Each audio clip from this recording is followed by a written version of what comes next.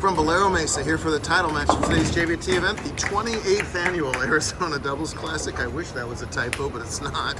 It really is. Bunch of bowlers looking for their first career titles. This is one of them, Walter Eady III. He is teamed up with Seth Lee to gain the 3 seed in the step ladder, and they won the semifinal match to get here. They're taking on top seeds. This guy, Zachary Evans, and that guy, Carter Gross. The handicap difference is 4. Walter and Seth have to beat Zach and Carter by 4 to tie and 5 to win. Baker action. They're teaming up to form one team game. Evans is going to do all the even numbered frames. Is going to start off with the rough split there after Gross also opened in the first. They're giving some pins right back early. Jeff, this is Wesley Lowe. I have some commentary I want to give real quick. Well, we're honored and flattered. Yeah. So I want to say that Jeff is the absolute worst director I've ever met. There's too many tournaments. Yeah. You provide too much to the youth. Yeah, every week. And you work too little to provide for all of this. I'm gonna get a move on. Wait, I actually think that means you're the best. Absolute value. Yeah. Jeff is one of the greatest. So if you're watching this, thank you, Jeff. I love coming to your tournament still. Support the youth. It's nice to come back and be able to, hang out and see what it was like when I was there. And it's awesome. Yeah, so you got to be a handicap bowler today. I was a handicap bowler with my buddy. Ripper's little brother, Brenner Schmidt. He bowled amazing. I did not perform, so that's kind of on me. But I just want to let you know, Jeff is one of the best. So if you're watching this, thank you, Jeff. What a guy. Now go shave that stuff on your lip. Dude. There you go. You worked all life. Bro, that. 27 years to work this mustache out, everybody. 27 years. Thank you, Wesley. That was unsolicited all the way. That's Jared Barchis is on the left. He teamed up with Hayden King to form the All-Nevada top seed in the scratch division. They are taking on, I was about to say, Amadia Holman and Harper Schmidt, who climbed the ladder to get this far with wins over the New Mexican team of Nico Bacassini and Alex Thompson. And then just got by Arizonans Amar Bryant and Xavier Brackett to set up the scratch division title match. Oh, Seth whisks that 7-pin there, pulled on lithium today. Pretty scoreable pattern. We had 3 front 11s, but no 300s today, all by youth teams. Mike Jones had one. Spacing on the second one, and just recently to start off the step ladder, Maddie and Harper with 296 alternating shots, almost the very rare Baker 300. So Walter's a righty doing that lefty backup ball. There's so many different ways to get it done these days, and that gets it done on lane 5 as he trips up that 6-pin for a nice strike. Madison has a doubles title in her JBT title collection. It was a long time ago. We'd have to check the date, but I'm pretty sure that would be the longest stretch between doubles titles for a bowler that's still youth league. I'm very sure of that. Nice shot from Evans there, leaves a ring in 10. He would have loved to catch an early double to make up for those early 2 opens. But a good shot. He knows what he's got to do now on that lane. Just a matter of execution. Matty would be smart to just get the pin here, not trying to do any hero work.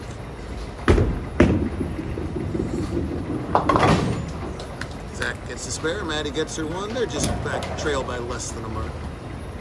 14 pins actually against the mark plus. Harper still looking for that first career JBT scratch title. He's got 2 handicap division wins. One of the many piles of bowlers that have been oh so close. It's hard but not impossible to make the finals. It's really hard to win one of these tournaments. So much competition, good entry totals. Looks like both Harper and Maddie are going to have to make an adjustment here. As after a strike fest out of them earlier, they have yet to find the range through 4 frames over here. Tough spare for Carter. He's got that sleeper behind that 2-pin. Makes it much harder than the 2-5s. Harper goes back up all of his spare. See how Gross goes about this. Carter just turned 16. Had to think about it when I asked him how old he was. Elects to hook it. Yeah, that's nicely done too. Good spare for Carter, appearing in his first JBT top 4.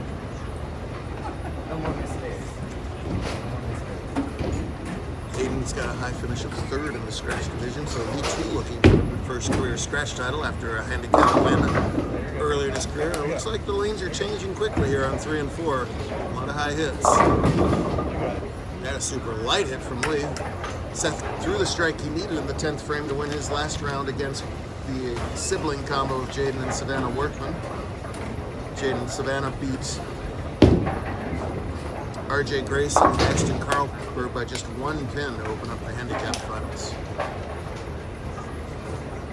He whiffed a makeable earlier in this match. Much better results there at the 8th pin. Big thanks to Tiffany and the whole team for having us here at Mesa. Tiffany and I go way back to the original Kyrene days.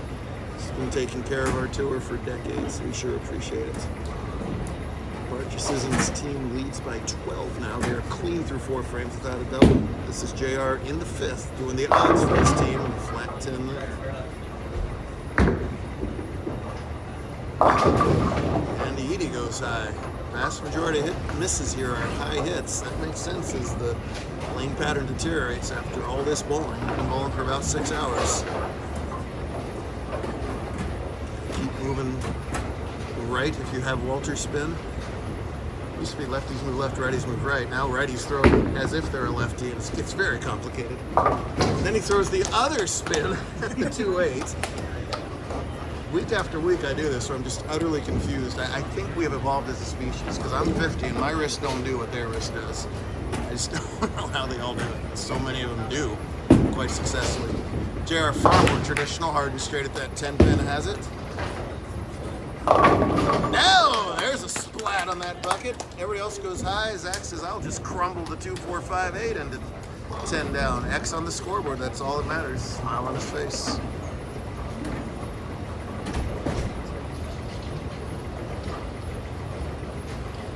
Back here tomorrow for Baker team action, one of our favorite days of the year every year. Team events had a great one last week up in Seattle. I'm sure it'll be a good one this week down here in sunny Phoenix.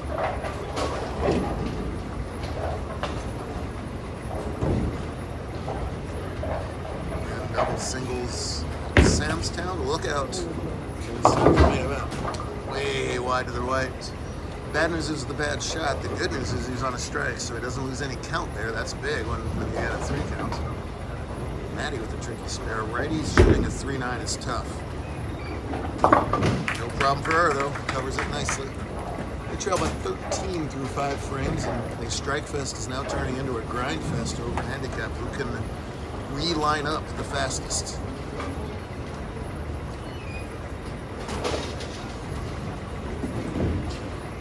Carter maybe the least finals experience. He goes to the right again. That's a tough frame for him. 3-5.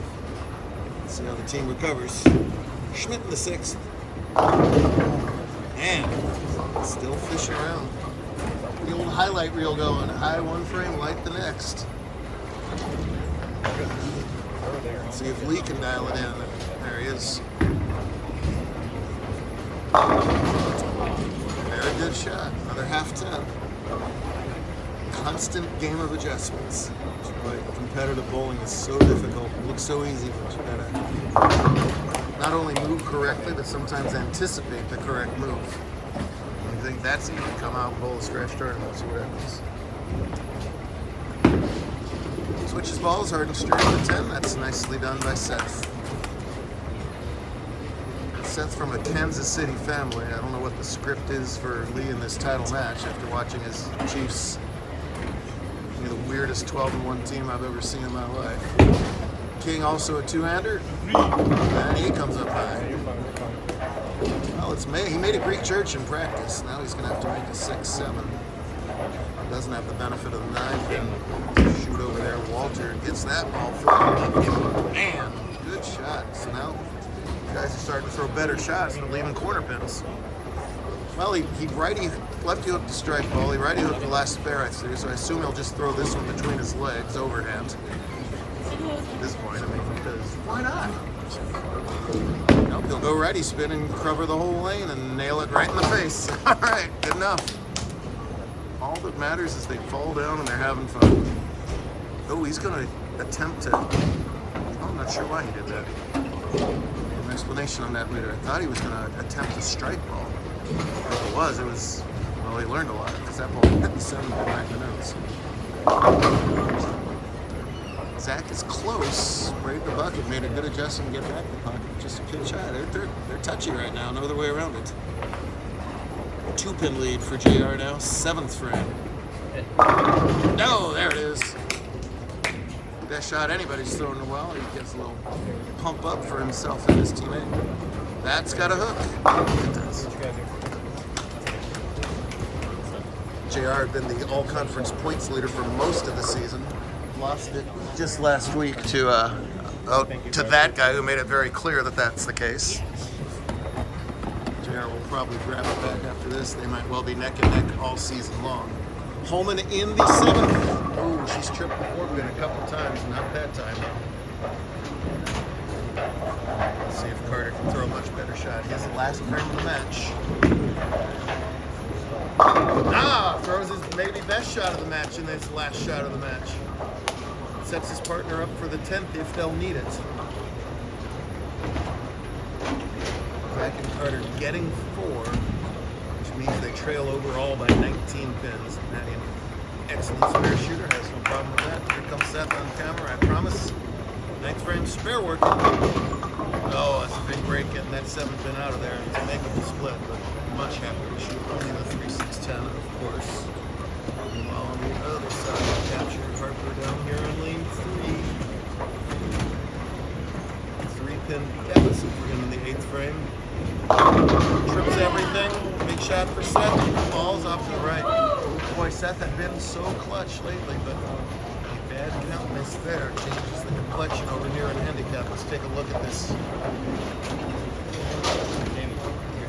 The left-hand screen is Evans going 4. Zach, you don't go until Walter finishes. Walter's team can finish at 180. And that would be a win. The best, wouldn't necessarily be able to make a card because they're getting 4 pins.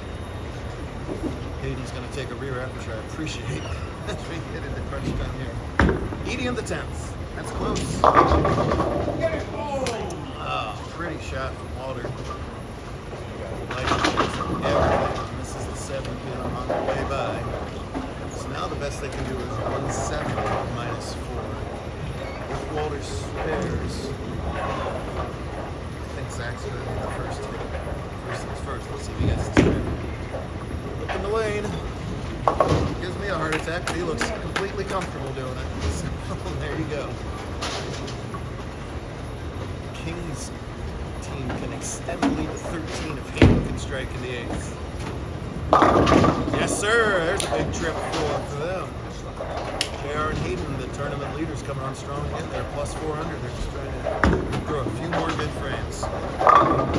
Nice 10th frame by Walter. His team finishes up with 170 scratch. Carter and Zach are getting 4 pins to make that 175. 9 spare is 170. Give him 174. You must strike on this shot to win. Not too big. JR gets a big strike over there, but at the exact same time, Zach and Carter are going to fall just a shot short of finally winning. Well, about 7 hours ago, Seth and Walter weren't even partnered up. They had flip-flop partners to fit under the cap for his handicap points, which totally made sense. Now, I'm glad the chop didn't matter as it turned out, because that would have been a brutal way to finish it up. A good finish from Walter and Carter, but in the end, from Zach and Carter, but in the end, yep, you won, you can have it. Take all the time you need. You need anything else while you're at it? You won. There you go. Oh boy. And a first career title for this guy. You don't like the Kansas City Chiefs, do you? What's that? Attaboy. Good answer. Perfect answer. Right now is Schmidt trying to answer the double against his team. This is the double. That's a huge strike. That's Harper's strike right there. This completely scratch. So he's got room for 211. The other team's got room for 224. Count may or may not come into play. 3.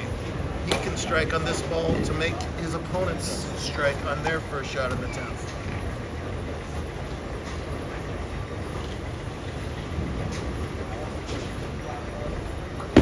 Oh yeah! Yeah! Oh pin that was dancing around, but it did like a head over heels 720 and missed the 4-pin. He spares this up for 2-0 even. The other team 9 spares for 34-63-03. So with the spare, they need an 18 filled as JR and Hayden. Hayden doing the bowling. JR has been on a mission to win that first career scratch title. Hayden rather. JR just got his first career scratch title. Hayden's got the same feeling. JR can double his total and Hayden can finally win one. It's on him to fill 17 pins here in the 10th.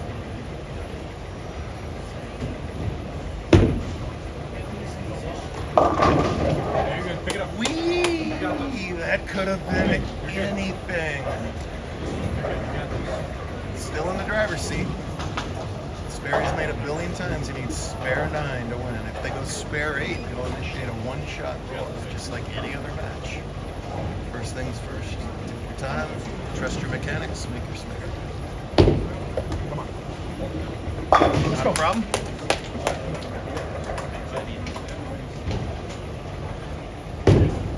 Trust.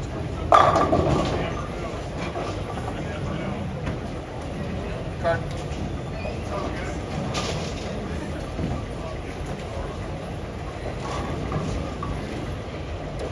Big moment for King.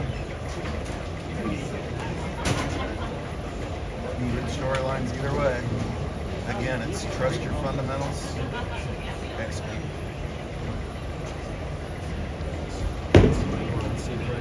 It's high, but it's high enough. Oh, baby.